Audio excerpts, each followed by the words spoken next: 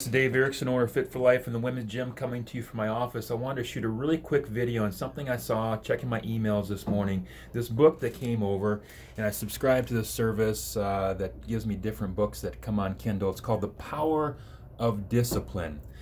And I see these books occasionally. There's hundreds of books out there about discipline.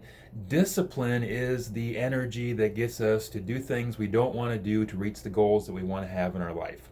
Simple as that. Now, everybody thinks, man, I don't have enough discipline, or I'm not a disciplined person. But discipline is simply two things. It's doing something that you don't currently like doing to get a result that you want, and you do it by repetition. And the second thing is you have to experience positive thoughts while you're doing it through those repetitions.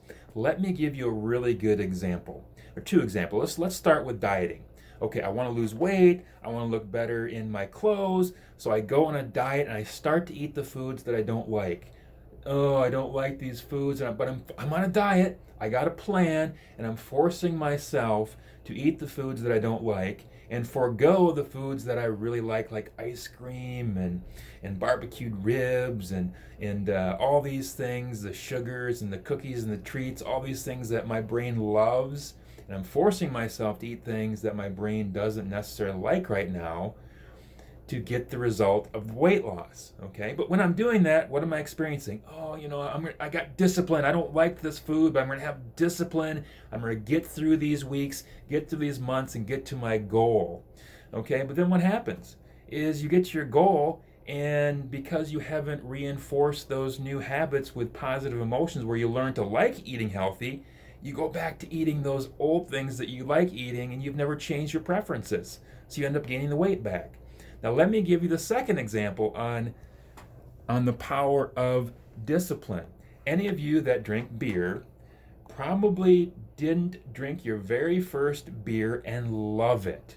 Most of us experimented with beer when we were much younger, maybe in our middle school, high school days, where we had that first beer, or maybe we snuck it out of our grandpa's refrigerator, or we were at a party where everybody around us was drinking beer, so we decided to have one to fit in. So we drank it and it tasted awful, but we wanted to fit in. So when we drank the beer, we thought, I'm going to fit in.